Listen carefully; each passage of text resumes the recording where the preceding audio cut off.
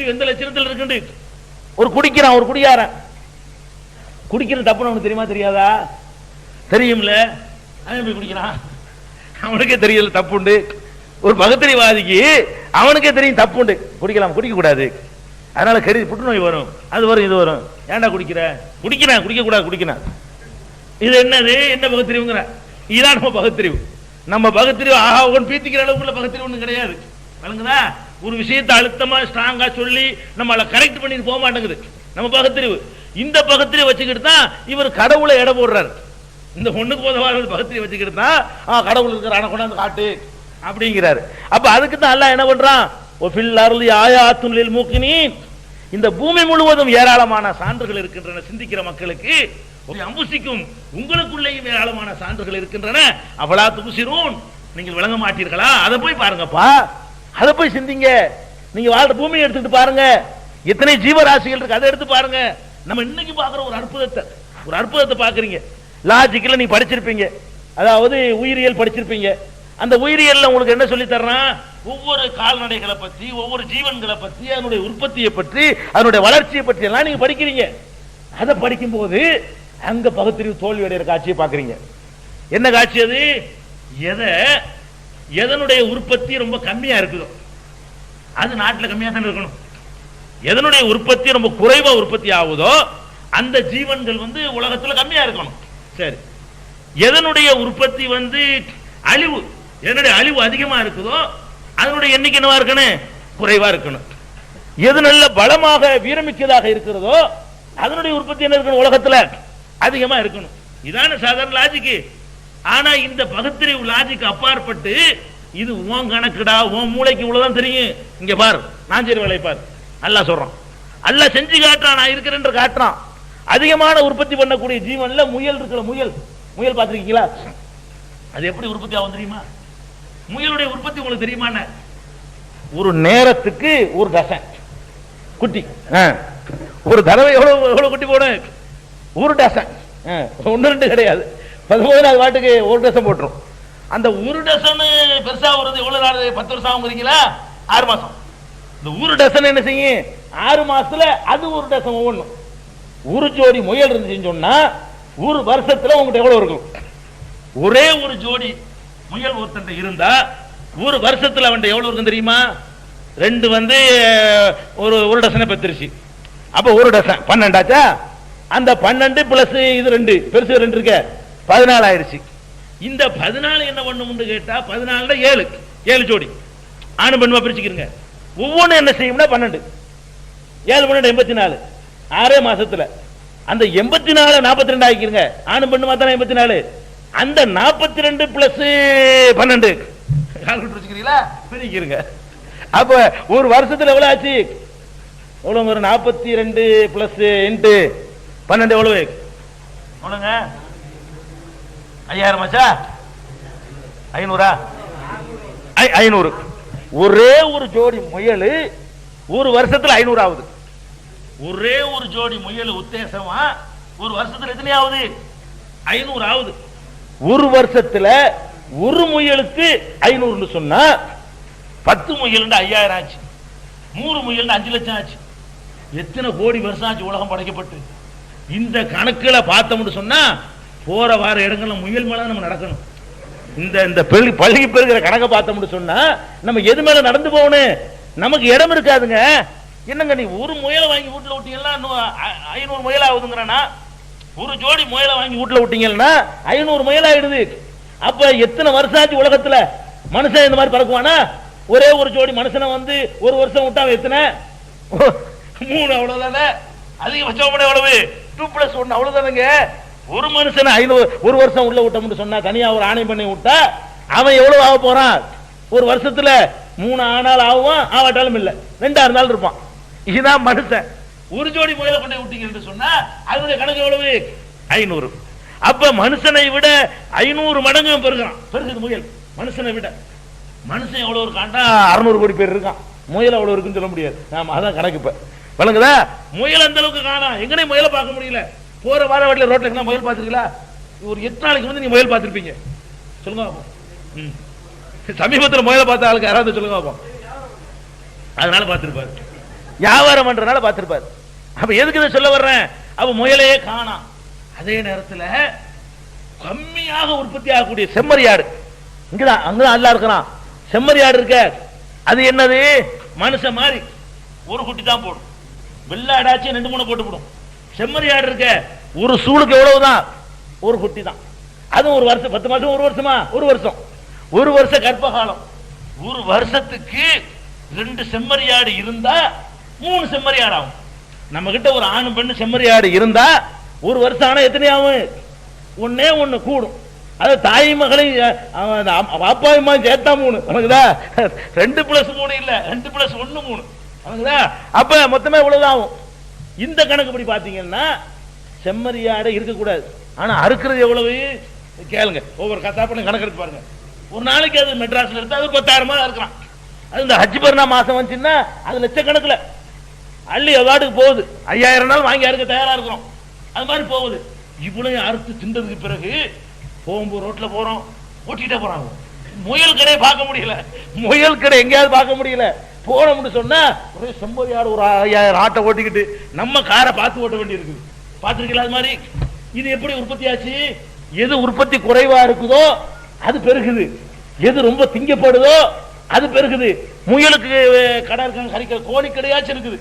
முயலுக்கு அறுத்து விற்கிற கடை எங்கேயாவது இருக்கா? இல்ல. அதை வாங்கி டெய்லி அந்த ரொட்டீனான வழக்கத்துக்கு நம்ம முயல் சாப்பிடுவோம். முழுசா வாங்கிட்டு போய் யாராவது ஒருத்தர் சாப்பிட்டா உண்டு, இல்லைன்னா இல்ல. அவ்வளவுதான் முயல் சாப்பாடு. ஆனா இந்த கறி சாப்பாடு எப்போது? டெய்லி அறுக்கப்படாதனால இல்ல, தினம் திங்கிறோம். அதுல கடை இருக்குது. விசேஷ நாட்கள் இன்னும் போட்டு அதிகமா போட்டு என்ன செய்யறோம்? அறுக்கிறோம். உற்பத்தியும் கம்மியா இருக்குது. ஆனா பார்த்தா 1 லட்சம் ஆடு வாங்கலாம். வேணுமா உங்களுக்கு? காசை மட்டும் கட்டிட்டு வாங்க. எங்கெங்க இருக்கு, எந்தெந்த இடத்துல இருக்கு லிஸ்ட் வர சொல்ல முடியும். அப்ப இங்கதான் மூளை தோத்து போயிருது. எப்படி இது எப்படி சாத்தியமாவது? இன்னும் சொல்ல போனா உலகத்துல புலி இருக்குல்ல, புலி தெரியுமா? அதனுடைய எண்ணிக்கை எவ்வளவுன்னு எண்ணிவிட்டான். புலிகள் எவ்வளவு வலிமை இருக்குது, அது குறைய சான்ஸ் இருக்காங்க. புலி எவனா திங்கிறீங்களா? நீங்க புலியை நீங்க யாரும் சாப்பிடுறது கிடையாது. இந்த டைகர் சொல்றேன், அந்த புலி வீரமிக்க பிராணிங்கிறாங்களே, அதை யாராவது சாப்பிடுறீங்களா? ஒருத்தர் சாப்பிட மாட்டீங்க. அதை போய் எந்த பிராணியாவது ஜெயிச்சிட முடியுமா? முடியாது. எதிரிகளே கிடையாது. மனுஷன் கிட்ட போக முடியாது, காட்டெருமை கிட்ட வர முடியாது, யானை கிட்ட வர முடியாது. எல்லாத்தையும் மிஞ்சினால் நான் தான் சொல்லக்கூடிய அந்த பிராணி எத்தனைன்னு சொன்னா உலகம் பூரா அவன் எண்ணி பார்த்துட்டு 200 200 இருக்குங்கிறான். இவ்வளவுதான் கணக்கு. இந்த மியூசியத்தில் அங்க நலுந்த காட்டுல ஒரு 5 இருக்கு. இதான் இது. அப்ப நம்ம அறிவு பிரகாரம் எது கூட இருக்குன்னு எல்லாத்தையும் திண்டு யாராலையும் வெல்ல முடியாது. புலியை வெல்ல முடியுமா? ஒரு மனுஷனால சிங்கத்தை யாச்சும் கொண்டு அழைச்சி அவன் ரிங் மாஸ்டர் தான் பண்ண முடியுமே தவிர புலிக்கிட்டு நெருங்க முடியாது. அது பயங்கரமான சிங்கத்தை காட்டுறாச்சும் தப்பா சொல்லுவோம். உலகத்திலே உள்ள வீரமான பிராணி புலிதான். புலிக்கு நிகரா சிங்கம் கூட வர முடியாது. அவ்வளவு வலிமையும் அவ்வளவு சக்தம் உள்ள ஒரு பிராணி காண உலகத்துல காப்பாத்துறதுக்கு நம்ம முயற்சி பண்ண வேண்டியிருக்கு.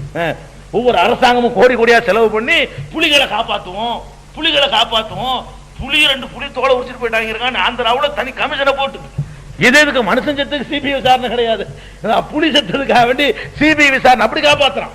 புலிகளை காப்பாத்துங்கிறதுக்காக வேண்டி அவன் கழிங்கிரியும் கோழிங்கிரியும் கொண்டு அடிச்சு போட்டு சாப்பாடு கொடுத்துட்டு இருக்கான், வளர்த்துக்கிட்டு இருக்கான்.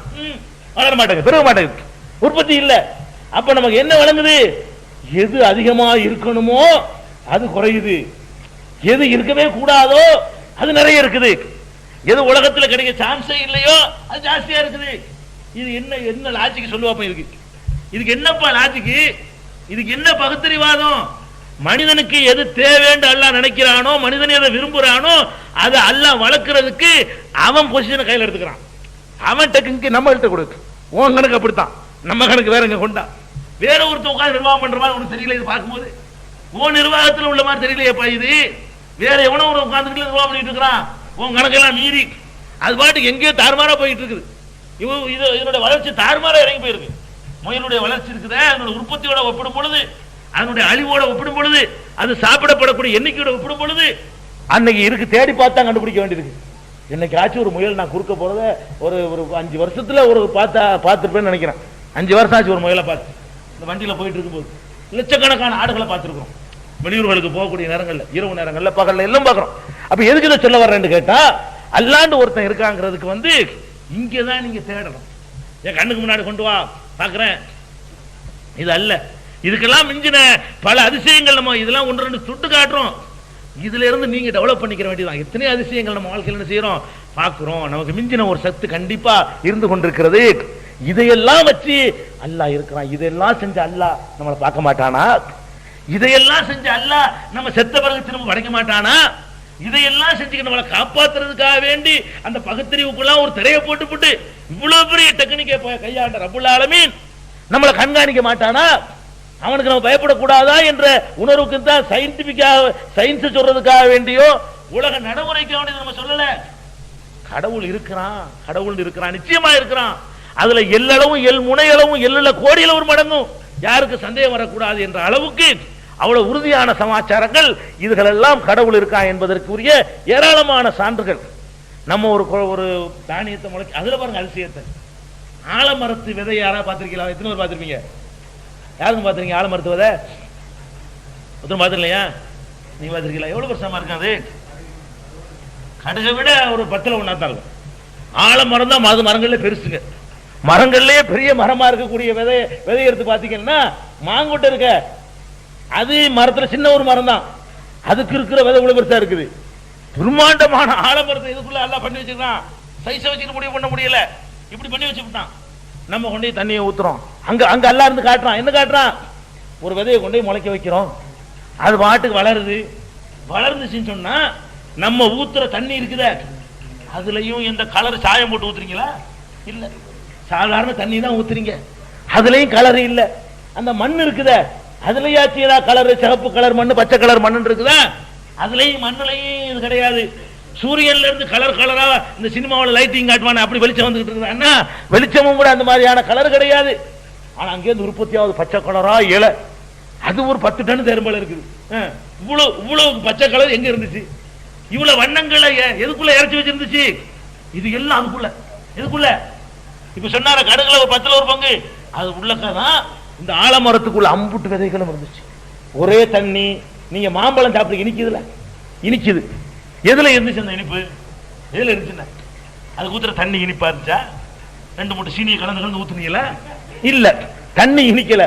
அது விதைச்ச அந்த மண்ணை நக்கி பார்த்தீங்களா? அது இனிச்சுச்சா? அதுவும் இனிக்கல. அல்லது அந்த மாங்கொட்டையோ சாப்பிட்டு பார்த்தீங்களா? அதாச்சும் இனிக்குமா? மாம்பழம் வேண்டாம் இனிக்கும். மாங்கொட்டை இருக்க அது இனிக்காது, துவர்ப்பா இருக்கும், இனிப்பு சம்பந்தமே கிடையாது, அதுவும் இனிக்காது. சூரிய வெளிச்சம் இருக்கு, அதாவது இனிக்குமா? நாங்க இனிக்க மாட்டேன், அதுவும் இனிக்காது. எத்தனை டன் கணக்கில் சீனியை கொட்டினா வருமோ அத்தனை டன் கணக்கில் கொட்டி அந்த இனிப்பை கொண்டாந்து போட்டவன் யாரு? அங்கெல்லாம் ஒருத்தருக்கு தெரியல உனக்கு. இது உள்ள சிப் பண்ணி வச்சவன் யாரு? இவ்வளவு சின்ன பொருளுக்குள்ள இவ்வளவு மறைச்சு வச்சவன் யாரு? இவ்வளவு கமாண்ட், இவ்வளவு உத்தரவும். நீங்க ஆலமரத்து விதை, ஆலம்பழம் ஒரு பழம் இருக்கும், அதுல ஒரு 10,000 விதை இருக்கும். அதுல ஒரு விதை எடுத்து பாத்தீங்கன்னா ஒரு சொன்ன கடுகுல ஒரு 10ல் 1 சைஸ் இருக்கும். அவ்வளவு பெருமான அடையாள ஆலமரங்கிறாங்க. பெருசா அந்த மயிலாப்பூருக்கே நல்லது வந்துச்சுங்கிறாங்க. அதுக்கு மூலமா இருந்த ஒரு சின்ன ஒரு விதை, இன்னொரு விதை கடுகுல 10ல் 1. அவ்வளவு சின்ன பொருளுக்குள்ள மறைச்சு வச்சிருக்கிறானே. இதெல்லாம் நம்ம அல்லாஹ் இதெல்லாம் பார்க்கணும். அல்லாஹ் இது எப்படி சாத்தியம்? எவனோ ஒருத்தன் இருந்து கொண்டு என்னமோ பெரிய டெக்னிக் பண்ணிட்டு இருக்கிறான் அப்படின்னு விளங்க வேணாமா? அன்னைக்கு வாழக்கூடிய பூமி, இந்த பூமியுடைய அமைப்பு, பூகோள அமைப்பை சிந்திச்சால ஒருத்தன் நாத்திகனா இருக்க மாட்டாங்க. இந்த பகுத்தறி பேசுறான இவன்லாம் யாருங்கிறீங்க? இவன்லாம் யாரு? பெரிய அறிவியல் விஞ்ஞானி இவன்லாம் யாருங்கிற பெரிய அறிவியல் பகுத்தறிவு கேட்பாரு. அல்லாஹ் பாத்தியா? ஆனா அங்க மேலை நாடுகள்ல எல்லாம் அவன் யாரு? பகுத்தறிவை பயன்படுத்தி இதை கண்டுபிடிச்சு உன் கையில தந்தவன், இதை கண்டுபிடிச்சு தந்தவன், கம்ப்யூட்டரை கண்டுபிடிச்சு தந்தவன், சந்திரன்ல போய் கால எடுத்து வச்சவன், அதற்குரிய வாகனங்களை கண்டுபிடிச்சவன். அவன் என்ன சொல்றான் தெரியுமா? கடவுள் இல்லாம எங்களுங்கிறான். அவன் பகுத்தறிவை யூஸ் பண்றவருக்கான அவன் என்ன செய்யறான்? கடவுள் இருக்காங்கிறான். பகுத்தறிவு யூஸ் பண்ணாதவருக்கான இவன் எங்க உட்கார்ந்து பாத்தியா? கடவுள் நீ பாத்தியா? அவன் என்ன செய்யறான்? அங்குள்ள அதிசயங்களை பார்க்கிறான். ஆகாயத்துல ஒருத்தன் போய் பார்த்தா எந்த நாத்திகன் ஆயிரும். கடவுள் இல்லைன்னு சொல்லக்கூடியவன் இந்த ஆகாய பயணத்தை மேற்கொண்டான்னு சொன்னா, அங்க உள்ள அதிசயங்களை பார்த்தான்னு சொன்னா பிரமிச்சு நிக்கணும். என்ன படைப்பு இது! நம்ம வாழக்கூடிய இந்த பூமி இருக்கங்க, நீங்க நினைக்கிறீங்க இதான் மனுஷன் நினைக்கிறான், தன்னைய பெருசுன்னு நினைக்கிறான், தான் வாழக்கூடிய பூமி பெருசுன்னு நினைக்கிறான்.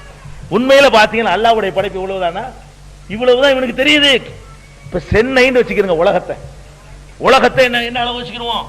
மொத்த உலகத்தை அண்ட சராசரங்களுக்கு எல்லாம் சென்னை அளவுன்னு வச்சுக்கிறோங்க. இந்த சென்னை அளவுல இந்த பில்டிங் எவ்வளவு பெருசா இருக்கும்? சென்னைங்கிற அவ்வளவு பிரம்மாண்டமான அளவுல ஒப்பிட்டு பாத்தீங்கன்னு சொன்னா இந்த முஸ்லிம் ட்ரஸ்ட் அலுவலகம் எவ்வளவு பெருசு, இவ்வளவு பெருசு தான் ஒரு கேலக்சிங்கிறது. உதாரணத்துக்கு இந்த கேலக்சிக்குள்ள இந்த லைட்டு, அந்த லைட்டு, இந்த மைக்கு, இது இது இதெல்லாம் சூரிய சந்திரன் மாதிரி. இது சூரியன், அது சந்திரன், இது பூமி, இது செவ்வாய், இது சுக்கிரன் சொல்றோம்ல. இந்த ரூமுக்குள்ள இந்த மைக் என்ன, மொத்த சென்னையில இந்த மைக் எவ்வளவு, மொத்த சென்னையில இந்த முஸ்லிம் ட்ரஸ்ட்ங்கிறது ஒரு கேலக்சி உதாரணமா. அதுக்கு உள்ள இந்த பூமியுடைய சைஸ் எவ்வளவு, இவ்வளவு. மொத்த சென்னையில இது எவ்வளவோ அவ்வளவுதான் பூமி. அல்லாஹ்வுடைய அந்த அண்ட சராசரத்துல இந்த பூமியுடைய சைஸ் என்ன, மொத்த சென்னை 30 கிலோமீட்டர் சுற்றுலவா, இது 30 கிலோமீட்டர் சுற்றுலவு கொண்ட இந்த சென்னைக்குள்ள இந்த மைக்கு உருண்டை இருக்க, இதுக்கு என்ன கணக்கு கொடுக்குது, எந்த கணக்கில் எடுத்துக்கிறது, இது கணக்கில் வராது. அவ்வளவு சின்னதுதான் இந்த பூமி. இந்த மாதிரி கேலக்சியாக அடுத்த வீடு இருக்க, அது ஒரு கேலக்சி. இந்த பில்டிங் இருக்க, அது ஒரு கேலக்சி. அதுக்குள்ள சூரியன், அதுக்குள்ள சந்திரன், அதுக்குள்ள தனி பூமி, தனித்தனியா நீங்க ஒண்ணுல இருந்துகிட்டு இருக்கிறீங்க. இது மட்டும் இல்ல உலகம், இது மையமும் கிடையாது. இந்த மொத்த சென்னையில இந்த இந்த கட்டிடம் ஒரு கேலக்சி மாதிரி, அடுத்த கட்டிடம் இன்னொரு வீடு இருக்கிற மாதிரி, அந்த வீட்ல ஒரு லைட் இருக்கும், அந்த வீட்ல ஒரு டியூப் லைட் இருக்கும், அது சூரியன். அங்க ஒரு மெர்க்குரி இருக்கும், அது சந்திரன். அங்க ஒரு நைட் லாம்ப் போட்டிருப்பாங்க, அது வந்து பூமி. அங்க எல்லாமே இருக்கும்.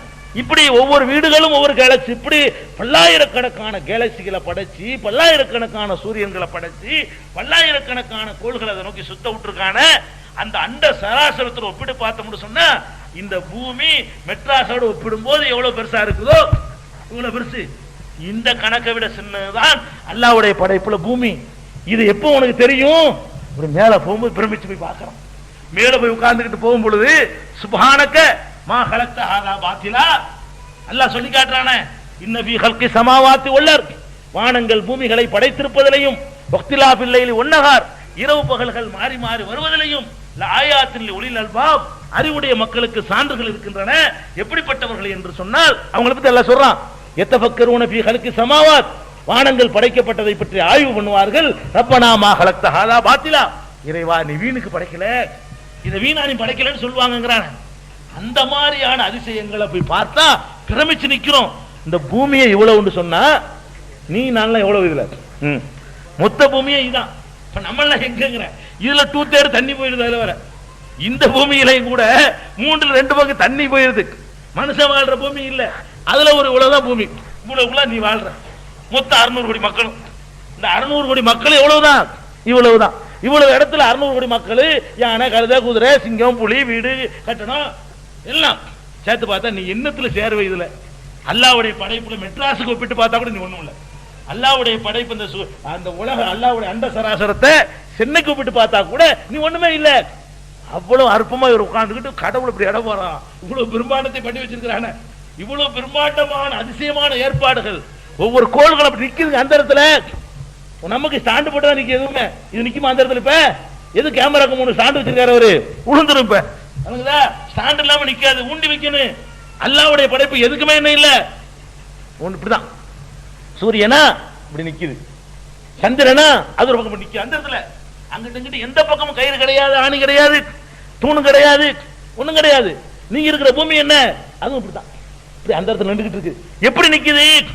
இதுக்கு ஒரு காந்த சக்தி, அதுக்கு ஒரு காந்த சக்தி, அதுக்கு ஒரு காந்த சக்தி. இது அதை இழுக்குது, அது இதை இழுக்குது.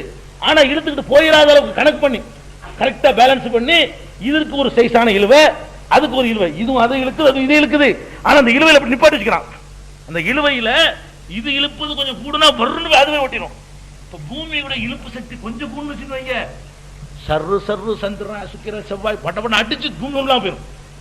பூமியோட இழுவை சக்தி கொஞ்சம் கூண்டுச்சு, 5% கூண்டுச்சு வைங்க, பூமி காலி. சந்திரனுடைய இழுவை சக்தி ஒரு 5% அதிகமாச்சுன்னா என்ன ஆகும்? இங்கேருந்து ஒண்ணா போகும். கடல்ல கப்பல் போகுமா, கப்பலை புருண்டு இழுத்துரும், ஒண்ணா இழுத்துட்டு போயிடும், ஒண்ணுமில்லாம போயிடும், இழுத்துட்டு போயிடும். அப்ப அதனுடைய ஈர்ப்பு சக்தி அதிகமாக்கல. அப்ப காந்தத்துல புடிச்சு என்ன பண்ணி ஒரு ஊசியை வைத்துக்கொண்டு 2 பக்கம் காந்தத்தை வைத்துக்கொண்டு செஞ்சா அதை நடனமாட விடுவோமே, இங்கிட்டும் விடாம அங்கிட்டும் விடாம அந்த கூத்து. இவனாவது பேலன்ஸ் இதோட என்ன செய்யுது, சும்மா நிக்குதா, அது சுத்துது, இயங்குது, ரவுண்ட் அடிக்குது, போய்கிட்டு இருக்குது. சந்திரன் இதை சுத்தி சுத்தி வந்துகிட்டே இருக்குது. ஆனா அந்த கணக்குல அந்த சீரா இழுக்கப்படாமல் இழுத்துறாத வகையில இது போய் சூரியனை சுத்திக்கிட்டு இருக்குது. எல்லாம் சுத்துது, ஒரு கோள் கூட சுத்தாம இல்ல. இப்படியா பதிச்சு வச்ச ஒரு கோள் உலகத்துல கிடையாது. அப்ப எதுக்கு இதை சொல்ல வர்றோம்? இதையெல்லாம் பார்க்கக்கூடிய நேரத்துல நிச்சயமா அல்லாஹ் இருக்கிறான், நிச்சயமா கடவுள் இருக்கிறான். எல்லாம் சிஸ்டமேட்டிக் சொல்லி வச்ச மாதிரி டைம். இன்னைக்கு எத்தனை மணிக்கு சூரியன் மறையுது? இன்னைக்கு எத்தனை மணிக்கு சூரியன் மறைஞ்சு? 5:40 எப்படி உங்களுக்கு தெரியும்? பாத்தீங்களா? இல்ல 5:40 மறையுதுன்னு உங்களுக்கு சொல்ல முடிஞ்சுன்னு சொன்னா எதனால சொல்ல முடிஞ்சு? அதனுடைய ஓட்டம் ஒரே சீரா இருக்கனால சொல்ல முடியுது. இன்னைக்கு இந்த இடத்துல இருக்கும், அது நாளைக்கு இந்த இடத்துல இருக்கும், நாளை கழிச்சு இந்த இடத்துல இருக்கும், இந்த டைரக்ஷன்ல அது வரும், இத்தனை மணிக்கு மறையும். இப்ப வேண்டியதுல 3000க்கு சொல்ல முடியும். கிபி 3000 ஜனவரி 1ஆம் தேதி எத்தனை மணிக்கு சூரியன் மறையும் மெட்ராஸ்ல கேட்டா நான் இப்ப சொல்ல முடியும், நீங்க சொல்ல முடியும். ஒரு சின்ன கணக்கு போட்டு சொல்லிவிடலாம். 3000 வரைக்கும் வாழணுன்ற அவசியம் கிடையாது. 3000க்கு போகாமலேயே கிபி 5000த்துல என்ன சொல்லலாம். ரசூலுல்லாஹ் காலத்துல ஒரு டேட்டா கொடுத்து அன்னைக்கு சூரியன் எத்தனை மணிக்கு மறைஞ்சிருக்கு மதீனாவுலன்னு கேட்டா அதை சொல்ல முடியும். இப்படி சிஸ்டமேட்டிக்கா எங்க வச்சிருக்கானே அங்க அல்லாஹ் இருக்கான்னு தெரியுதா இல்லையா?